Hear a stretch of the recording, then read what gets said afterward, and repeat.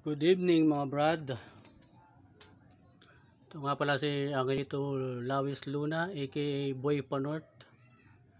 Dating OFW, ngayon basurero na sa Pilipinas. Yan po ang aking mga nasab na basura. At medyo mausok, ako yung nagluluto ng aking sinaing. Yan ang aking mga nabasura sa aking pagtatrabaho dito sa Pilipinas. Yan, sa pinto, mga sopa, tsaka ito mga kahoy, yan, at mga yero. Wala tayong magawa kundi magbasura. Ayan, apat na plywood na marines, mga pinagbaklasan doon sa aking mga ginawa, mga tubo. Ayan.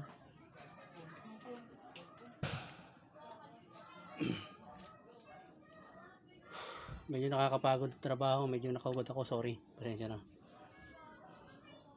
Okay, nagluluto ng aking sinaing. Yan, kumukulo na. Okay, sige, bye bye. At may tumatawag.